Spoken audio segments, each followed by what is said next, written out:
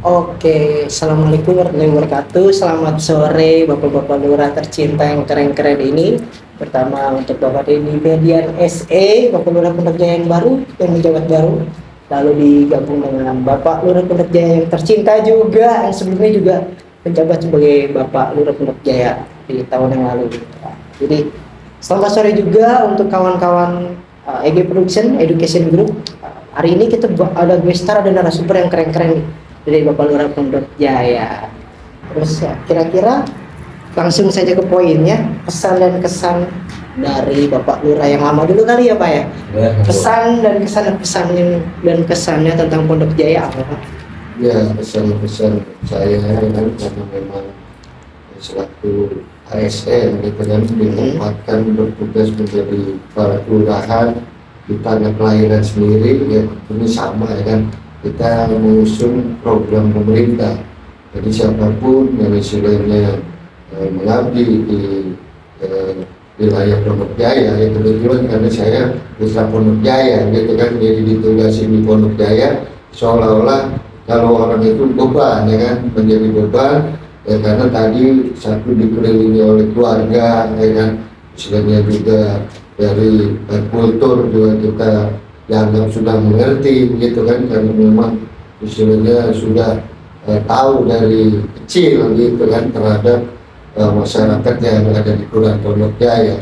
Tetapi yang saya rasakan itu istilahnya selama bertugas di Pondok Jaya itu sama sebenarnya, kultur masyarakat Kota Depok itu sama gitu kan. Makanya visi atau istilahnya visi Kota Depok dari program Pak Kiai Muhammad Idris dan Pak Wakil Pak Haji Mahmudi Hartono itu mengusung Depok maju berbudaya dan sejahtera ya kan. Jadi memang tidak istilahnya kita meninggalkan kearifan-kearifan lokal terhadap budaya-budaya masyarakat setempat, tapi tetap memberikan kesejahteraan gitu kan. Jadi ya itu tadi pesan saya kepada lurah yang baru gitu, karena lebih berat saya karena saya tinggal di sini kan.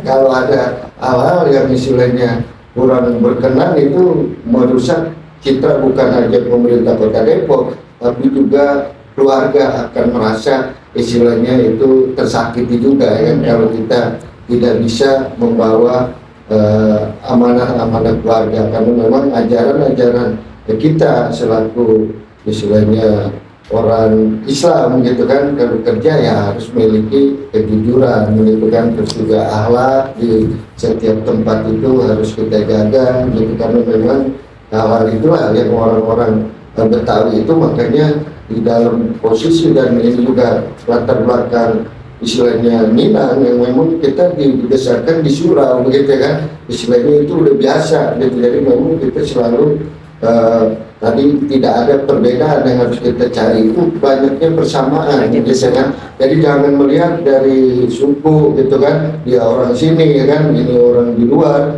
karena saya merasa orang Pondok Jaya itu udah cukup dewasa untuk melihat istilahnya siapa figur pimpinan yang ada di wilayahnya selama itu memang untuk kemajuan Pondok Jaya gitu. Berarti nggak harus tentang perbedaan, jadi perbedaan pun bisa kita samakan dengan persatuan yang ada ya Pak ya. Gitu ya, Bhinneka Tunggal Ika. Kalau Bapak Denny Ferdian, kesan dan kesannya yang walaupun baru beberapa hari ya Pak ya di Pondok Jaya. Di Pondok Jaya. Iya di Pondok Jaya. Kesan dan kesannya gimana Pak? Untuk warga-warga Pondok Jaya ini, staf-staf Saya ini ya kan, santai. Baik, sebelumnya saya berwabarakatuh. Waalaikumsalam. Perkenalkan nama Denny Ferdian, SE. Kami berdua ditakdirkan berpindah tempat gitu kan, di tanggal 11 Januari kemarin, pelantikan di Wali Kota di Wali Kota Depok. Dan memang efektif sih baru kemarin ya, sejak pasca kita melaksanakan musrembang, yaitu di tanggal 15 Pondok Jaya, tanggal 16 Pondok Cina. Karena saya sebelumnya bertugas berdinas di Kelurahan Pondok Cina, Kecamatan Benji, Depok. Dan berpindah ke Kelurahan Pondok Jaya, Cipayung ini, Kecamatan Cipayung. Ya memang seperti disampaikan oleh Bang Lurah ya, biasanya itu Bang Lurah. Bang Lurah. Bang Lurah Nurman. Ya kalau kita tadi Bang Lurah Nurman menyampaikan saya backgroundnya adat Minang, ya memang kalau istilah pepatah Minangnya bilang di mana bumi dipijak kan ya, Iya. di situ langit dijunjung. Langit dijunjung. Kalau saya sering bilang dalam hal pekerjaan kita sekarang, kita juga ada di wilayah yang notabene masyarakat Betawi ya. Saya sering sampaikan bahwa kepada teman-teman, beda padang beda ilalang, beda ladang beda belalang. Benar. Jadi ya kalau terkait dengan dinamika masyarakat, dinamika pekerjaan, ya pasti punya keunikan masing-masing. Saya bilang bukan permasalahan ya, tapi keunikan di tempat kita bekerja. Tadi kami sudah sedikit berbincang kaitan dengan perbedaan kita bekerja kalau ASN itu di dinas dan di wilayah.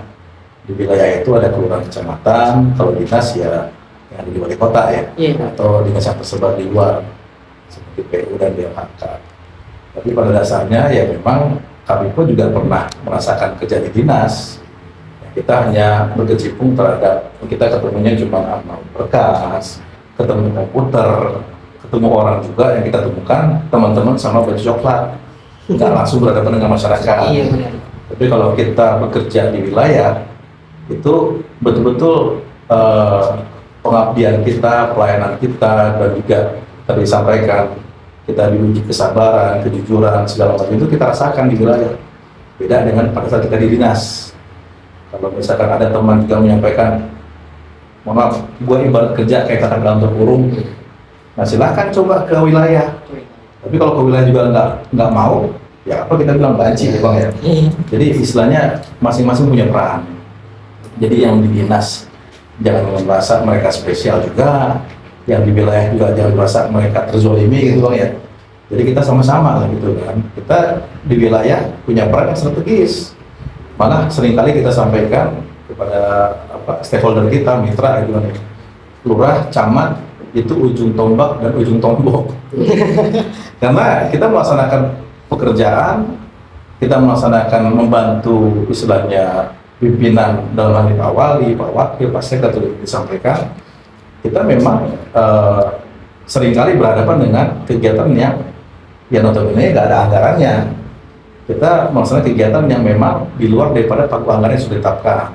Tapi bukan berarti kita diajarkan korupsi, tapi kita menyiasati bagaimana kita bisa mengajak semaksimal mungkin partisipasi masyarakat untuk dapat berkolaborasi dengan kita unsur pemerintah kelurahan maupun kecamatan.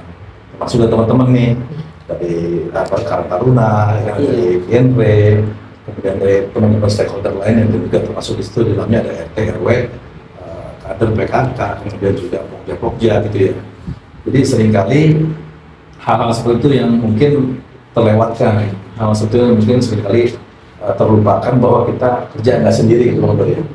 Kita seberapa banyak sih ASN atau PNS yang ada di kelurahan? Paling banyak 7, 8, nggak sampai 10. Ya, sedangkan kita harus melayani warga masyarakat yang jumlahnya puluhan ribu gitu ya. Puluhan ribu orang gitu kan. Jadi ya kita nggak bisa berbuat banyak tanpa adanya dukungan dari stakeholder tadi yang terdiri dari RT, RW, LPM gitu kan, kader dari sisi kader PKK, Pokja, kemudian teman-teman Karang Taruna kan ya, yang bisa membantu menyelesaikan, ikut membantu dengan pelaksanaan tugas di wilayah. Terus mengenai program nih Pak, ini Bapak Lurah yang lama nih Bapak Nurman, program-programnya keren-keren banget dan hampir semuanya berjalan terrealisasi di tahun-tahun kemarin sampai di Musliman kemarin kan programnya udah disebutin dan dipaparkan ya Pak ya. Kira-kira program apa yang menurut Bapak dari dulu saya pengen nih program ini berjalan nih kira-kira. Emang impian Bapak kan notabene lahir di sini. Saya pengen nih program ini berjalan di kampung saya. Kira-kira program apa ya Pak? Ya, jadi memang kan istilahnya itu sudah dibuat ya kan, istilahnya sistem perencanaan pembangunan di masing-masing wilayah itu ya, karena tadi kita mencapai istilahnya visi yang memang dituju ke pemimpinan tadi saya bilang Pak Kiai dan Pak Imam, jadi semua itu kan melalui Bapeda ya kan. Nah setiap kita pelaksanaan di dalam musrenbang itu selalu ada buku panduan, jadi kita jangan sampai keluar rel. Sebenarnya itu program pemerintah yang hanya tadi cara penyampaiannya seolah-olah ini adalah program milik masyarakat. Bagaimana tadi yang dibilang Pak Denny ya kan, bisa menyentuh semua lembaga-lembaga masyarakat yang tadi kata kita ini tadi dari jumlah pegawai itu nggak mungkin melayani semua, dan kita menyentuh ini adalah program pemerintah yang memang kita ini nggak bisa dijalani sendiri gitu kan, harus bareng-bareng gitu kan. Jadi kelihatan keren itu tadi karena kita kompak gitu kan. Misalnya tadi karena motivasi tadi ada hal-hal yang memang harus disiasati, bukan berarti korupsi kan gitu kan, tapi bagaimana ini bisa menutup di sana tapi ini tidak mengurangi makna kegiatan yang memang harus secara administrasi itu kita harus bertanggungjawabkan ya kan. Jadi memang itulah hal-hal yang harus dikomunikasikan dari seninya kan. Makanya kayak Karang Taruna ini kita mau istilahnya ini kita panggil ya kan, karena memang nanti pesertanya ini bagaimana nih, mau nggak istilahnya kalau kita sambil ini bisa berjalan ini juga bisa berjalan, itu kan tinggal seni tadi kan, seni berkomunikasi yang saya bilang, karena memang semuanya sama ya, kayak kita di Kampung Caraka itu ada 8 istilahnya unsur yang kan harus dipenuhi, itu kan memang ada di situ semua ya kan. Makanya tinggal pick air ya kan, istilah tinggal nguatin aja kelembagaan itu, dan yang duduk di situ emang benar-benar dia orang-orang yang memang hatinya mau gitu ya kan, bukan karena tadi mencari sesuatu istilahnya harus dapat apa di situ, tapi dia tanggung jawab ini dilempahkan untuk istilahnya membawa kelurahannya biar bagus gitu kan, ya seperti yang Bang Edo rasakan kan istilahnya sebagai duta genre ya kan, yang memang notabene itu diinin dari kelurahan diutus terus juga disaring lagi menjadi perwakilan kecamatan di tingkat kota. Ya tadi kita kan juga tidak maksimal kan gitu kan untuk menganggarkannya karena memang nggak ada cantolan-cantolan itu kan, tapi kita memotivasi Bang Edo ya kan, tahunya Bang Edo ada berangkat kan gitu kan. Bener Pak. Ya kan? Iya. Nah inilah istilahnya itu seni tadi dibilang sama Pak Denny ya kan, jadi memang harus bagaimana tadi istilahnya menjadi istilahnya yang kita inginkan tapi tidak mencintai tadi hati masyarakat gitu kan, karena memang masyarakat tahunya gagal orang gitu ya kan, harus jaga, jadi nggak boleh dia istilahnya tadi sama juga kita memimpin rumah tangga kalau anak lagi istilahnya BK gitu kan, pengen ini pengen itu ya kita lihat urgensinya kan sejauh mana istilahnya yang dia minta ini dengan kondisi keuangan kita kan, gitu kan. Kalau memang itu memang ada posnya ya kita istilahnya akan penuhin, tapi kalau enggak ya kita hilangin ya kan, apalagi ini nggak ada ya kan, nanti sabar dulu ya kan gitu kan, karena memang ya proses-proses penganggaran itu ada mekanismenya di dalam pemerintahan, nggak seperti istilahnya itu kan di organisasi pun semua sama ya kan, ada DART-nya yang harus dipertanggungjawabkan ya kan. Kalau kita itu juga nggak boleh arogan, karena memang kita bekerja itu sebenarnya sebagai ASN itu udah ada aturannya semua ya kan, tinggal melaksanakan tapi tidak menyalahi aturan, tinggal bagaimana teknik-teknik tadi di kewilayahan itu dengan di dinas tidak sama ya kan. Kalau di dinas mungkin udah istilahnya ini bisa istilahnya Sabtu Minggu libur malam udah istilahnya hanya tadi rutinitas gitu, tapi di warga itu kita nggak bisa ya kan. Kalau memang ada undangan mau malam ini ada acara itu yang tadi keduga-duga ya kan, yang dibilang istilahnya ada yang meninggal tokoh-tokoh masyarakat, kita harus hadir di situ ya kan. Terus juga kadang-kadang ada ya orang merasa dia bangga didatengin lurah ya kan, tapi kita juga kan harus berbagi tugas juga, kita nggak bisa di dalam waktu bersamaan itu harus hadir semua. Jadi ada istilahnya hal-hal yang mesti dimaklumi juga oleh warga kalau seandainya ya lurah itu tadi yang saya bilang ya, bukan Superman gitu kan, super tim ada sekelnya, ada kasih-kasihnya. Jadi kalau ada acara memang diwakili oleh sekel, oleh kasih-kasihnya, karena memang lurah ada yang lebih urgent yang harus dihadiri gitu. Jadi jangan sampai ada persepsi yang itu perbandingan ya kan. Ya, kalau kemarin mah ya saya kan istilahnya rumahnya di sini kan, jadi kalau ini kelihatan kan saya nugasin gitu, karena memang saya nggak mungkin malam itu bisa kejangkau semua, saya nggak mikirin pulang jauh kan gitu ya kan. Tapi kalau kondisi yang di luar Pondok Jaya itu harus dimaklumi kan, istilahnya bisa takut kan jalan malam istilahnya sendirian, nggak ada istilahnya itu. Kalau saya ini udah tahu kan gitu. Tapi kalau yang ini oke, itu yang saya pesan gitu kan buat warga Pondok Jaya. Ya karena kita udah teruji, ini mah kan karena kebetulan aja kemarin yang mimpinnya saya, sebelum-sebelumnya juga bukan orang sini kan gitu, tapi berjalan kan gitu kan. Makanya itulah istilah qadarullah, jadi nggak ada kekhawatiran siapapun yang memimpin Pondok Jaya ke depan gitu kan, maupun istilah orang yang tinggal di Pondok Jaya maupun bukan di Pondok Jaya itu sama gitu kan. Jadi rasa memiliki tanggung jawabnya sama sebagai ASN ya kan. Jadi nggak ada, kita udah disumpah ya kan, istilahnya di dalam Pegawai Republik Indonesia itu mengutamakan kepentingan masyarakat di atas kepentingan pribadi dan golongan. Jadi itu yang kita sepakati begitu ya kan. Iya, dari penjelasan dari Bapak Lurah Rahman Hakim selaku Pak Lurah yang sebelumnya kan udah dipaparin nih tadi program-programnya. Kira-kira tanggapan dari Bapak Denny sebagai Lurah yang baru, apakah ada program yang menurut Bapak harus direvisi atau ada berkelanjutannya di jangka panjangnya, kira-kira apa Pak? Ya. Yang pengen banget dari dalam hati Bapak selama di Pondok Jaya? Ya sebetulnya masih prematur ya Bang Lurah ya. Maksudnya kita juga masih penjajakan. Dan juga tadi saya juga cerita kan, baru belum banyak yang kita lihat. Maksudnya Pondok Jaya ini seperti apa sih? Kan pasti berbeda ya. Iya. Tadi yang sudah disampaikan di awal kan, ada beda padang beda ilalang, beda lalang beda belalang.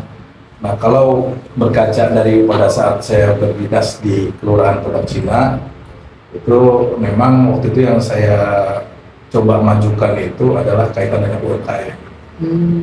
UMKM di Pondok Cina. Kebetulan waktu itu memang juga pada saat saya masuk di Pondok Cina, pindahan dari Kemirimuka sama-sama Beji, itu memang kami waktu itu sedang ditugaskan di Kalpim. Nah,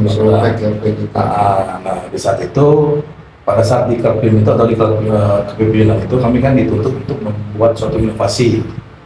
Nah, saya waktu itu yang terpikirkan itu untuk mengembangkan UMKM di Pondok Cina. Yang pada saat itu akhirnya saya bikin suatu portal, saya bikin portal, namanya itu Siput Bucin. Itu situs pengembangan usaha terpadu bagi UMKM Kelurahan Pondok Cina. Ini juga perdana nih di sini nih. Orang juga baru tahu kayaknya nih.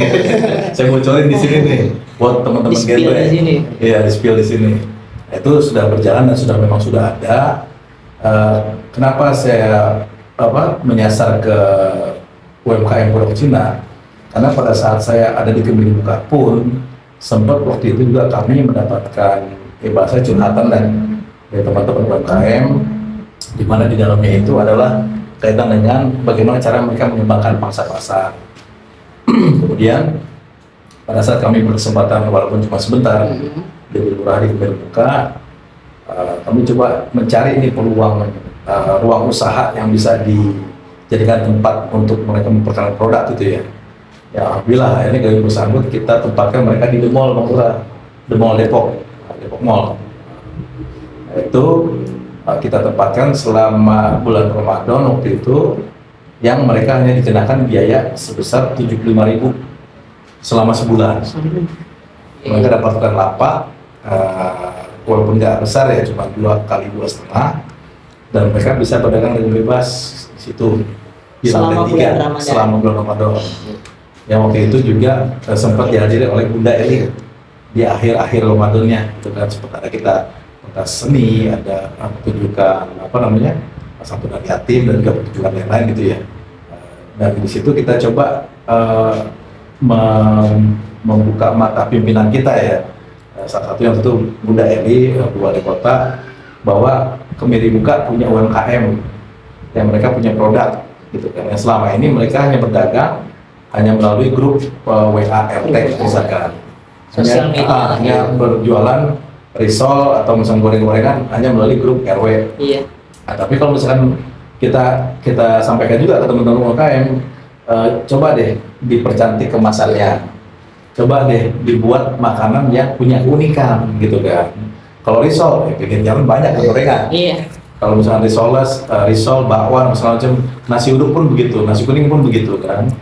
Tapi akhirnya ya mereka coba modifikasi dan memang ya punya keunikan sendiri akhirnya. Kenapa saya coba majukan itu? Karena kan kita memang pada saat kemarin 2021 kan kita mengalami badai pandemi ya Iya, COVID-19. badai. Yang saya rasakan, yang saya alami waktu itu, memang banyak istilahnya warga masyarakat yang terdampak, yang suaminya akhirnya pergi kerja, yang tadinya mereka itu ngojek jadi sepi gitu kan ya. Akhirnya ibu-ibu ini yang tadinya mungkin ada yang memang bakat dagang, ada juga memang nggak punya bakat tapi terpaksa berdagang, itu sampai sekarang masih di perumahan saya masih dagang.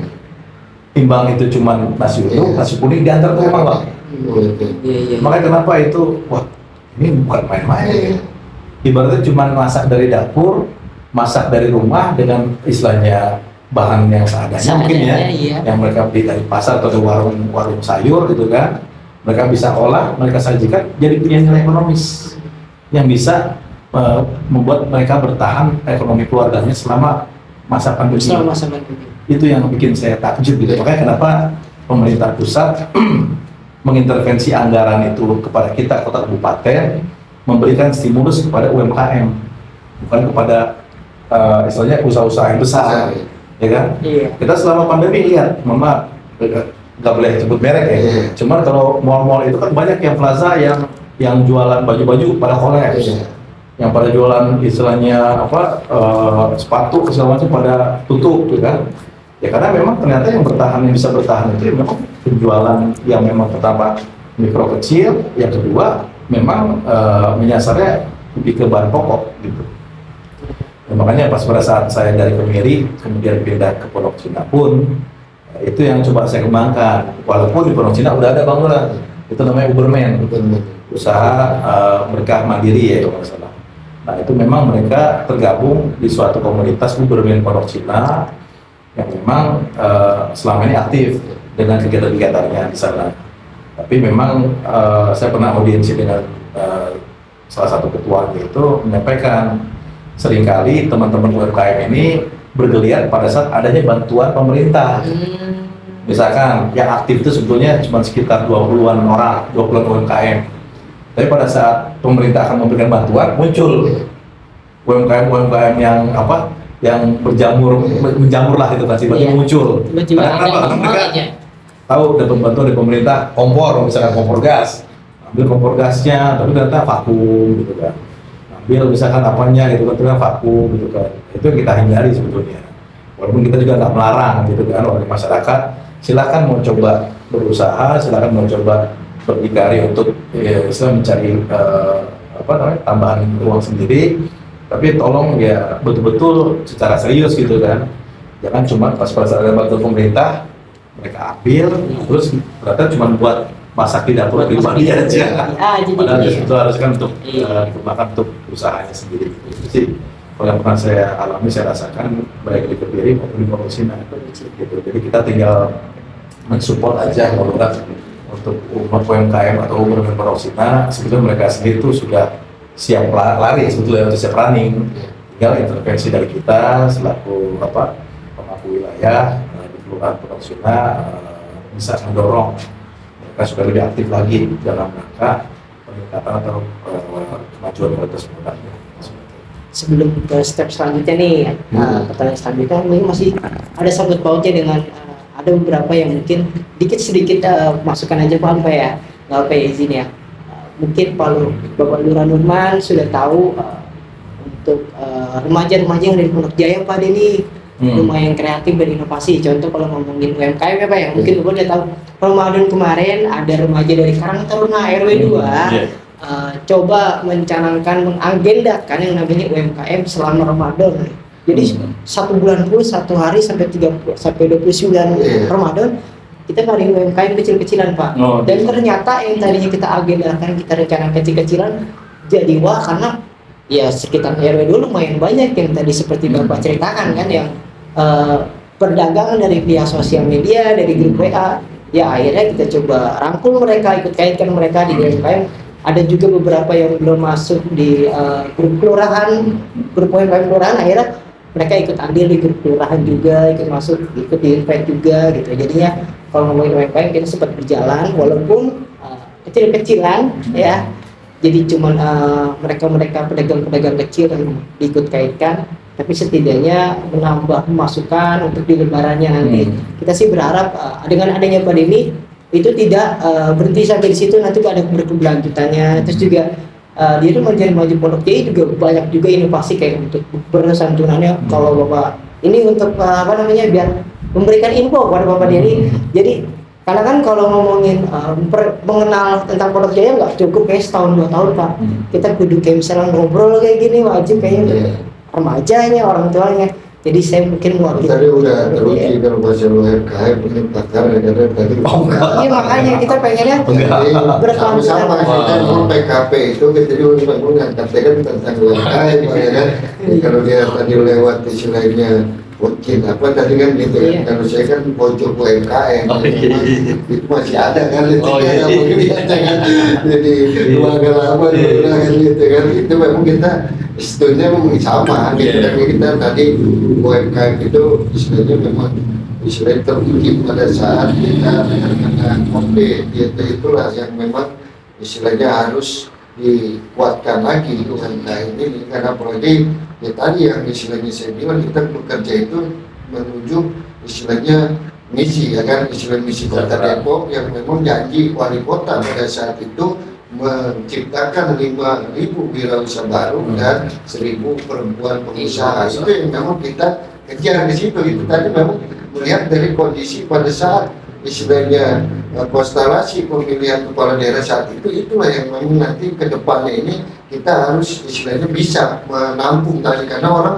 banyak yang terkena pemutusan hubungan kerja ya kan, tadi yang istilahnya Denny bilang gitu kan, yang tadinya dia di dagang di mall itu banyak putus karena perlakuan nggak boleh kan istilahnya masuk ke mall dengan standar protokol kesehatan yang terlalu ribet, orang jadi males kan gitu kan, sehingga akhirnya ya tadi berselancar di istilahnya sosial media gitu, memasarkan produk-produknya itu. Makanya jadi kita istilahnya nggak usah diajarin lagi nih, masih perlu kita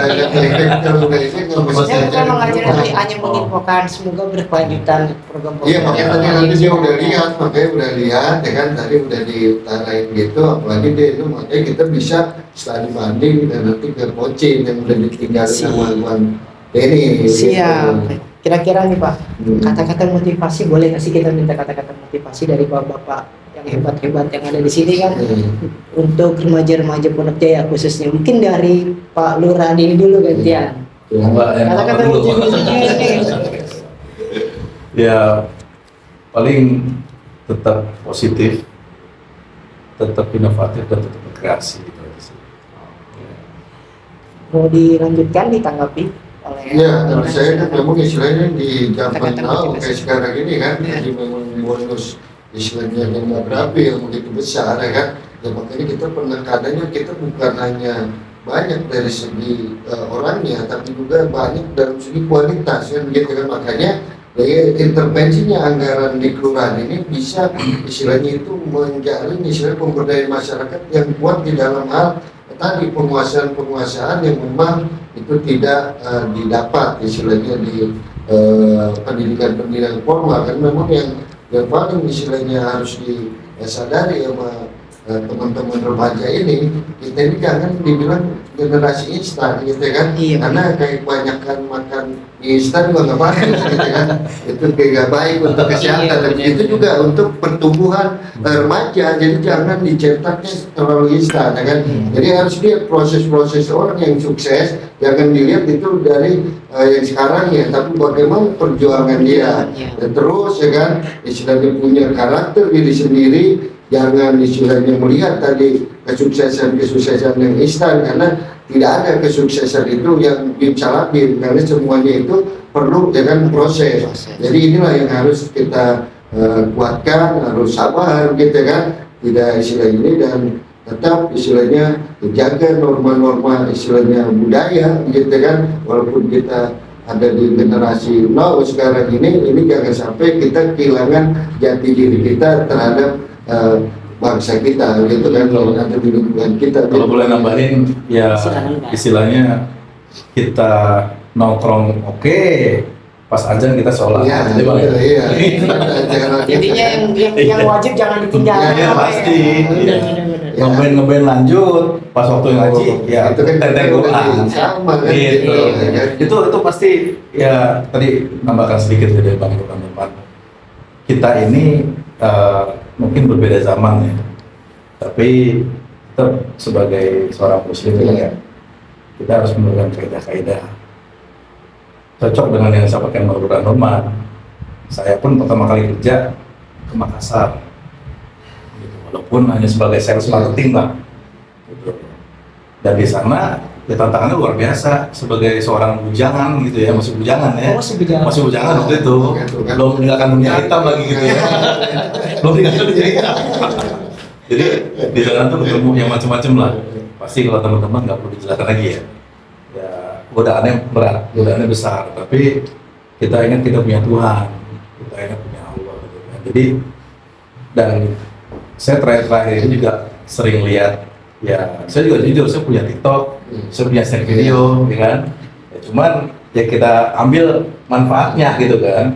Internet itu ibarat dua bilah mata pisau. Karena seorang ahli IT ya, dia bisa bermanfaat, bisa ya mencelakakan kita.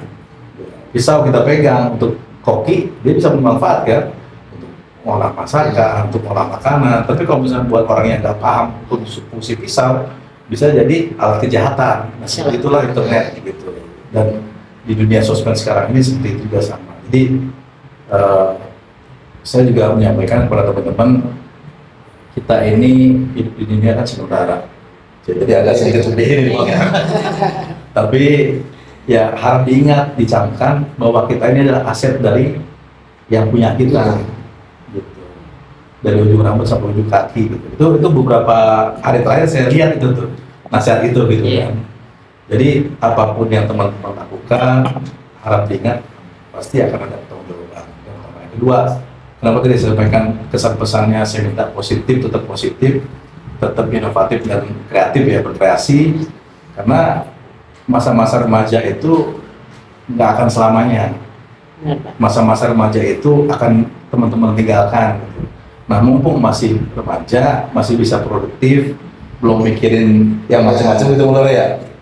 Kita maksimalkan apa yang kita punya, maksimalkan apa yang kita bisa untuk memberikan yang terbaik gitu. Kalau ada jalurnya di sini misalkan sebagai Karang Taruna, apa sih yang bisa Karang Taruna persembahkan buat lingkungan gitu ya, Pondok Jaya khususnya. Sebagai duta genre, apa yang sih bisa gue sumbangkan nih, Bang Edo gitu kan, sama Sisa misalnya, sebagai duta genre gitu. Nggak cuma simbolisasi di belakang, setelah dapat piala juara 1 atau juara 3 besar, udah. Kalau bisa jangan begitu. Gitu Siapa? kan. Jangan hanya sekedar kita terminah-bobokan oleh istilah seremonial. Saya juga sebelum saya masuk ke Pondok Jaya, waktu masih di Pondok Cina, saya sempat sampaikan ke Ketua Karang Taruna di sana. Saya bilang, Mas, namanya Umam, Mas Umam, tolong sebisa mungkin Karang Taruna itu berperan. Ya. Jangan sebagai hanya teman-teman dilibatkan pada saat akan adanya 17-an. Bikin panggung 17-an, setelah itu udah bubar. Atau misalnya teman-teman Karang Taruna yang juga tergabung dalam remaja masjid hanya sebagai panitia maulidan, panitia Isra Miraj, setelah itu bubar. Jangan, gitu kan. Sayang-sayang, maksudnya dengan segala kesibukan teman-teman, kalau bisa adain deh, ibaratnya pertemuan, seminggu sekali, 2 minggu sekali, atau sebulan sekali, untuk istilahnya kita sama-sama sharing gitu kan. Gak apa-apa melibatkan saya atau Bu Lurah sekalipun nggak masalah gitu kan. Kita ngobrol sama-sama. Istilah tadi kata Bang Lurah Nurman kan, kedepannya mau seperti apa supaya kita bisa menyamakan visi misi, kita juga bisa ikut turut membantu istilahnya visi misi Kota Depok menuju masyarakat maju berbudaya sejahtera. Nah, kita kan harus bergandengan tangan dengan stakeholder kita semua tadi saya sebutkan di awal kan ya, dengan Karang Taruna, dengan RT RW LPM, dengan kader PKK-nya, dengan pokja-pokjanya, dan semuanya itu nggak akan mungkin bisa terwujud kalau misalnya kita masing-masing gitu. Kita gimana kita bisa tahu kemauan teman-teman Karang Taruna Kalau nggak pernah ketemu, gimana kita bisa tahu kemauan dari teman-teman stakeholder yang lainnya yang bukan mitra kelurahan gitu. Jadi semuanya itu nomor satu memang komunikasi, kemudian koordinasi dan juga konsolidasi senantiasa kita jalin gitu. Terlepas tadi Bang Lurah juga sampaikan di awal, dinamika yang ada di wilayah itu memang berbeda gitu. Dan itu memang ya kita juga sebagai yang diberikan amanah oleh pimpinan kita Pak Wali Kota, ya bukan berarti kita sudah expert. Kita ketemu orang A, si A kayak begini, si B kayak begitu, si C kayak begini. Nah, itu memang harus kita pahami, sama juga teman-teman kan. Iya benar Pak. Mungkin di keanggotaan di grup Karangtaruna sendiri ada yang orang itu begini, ada yang begitu. Ya kita coba deh kita sesekali berempati.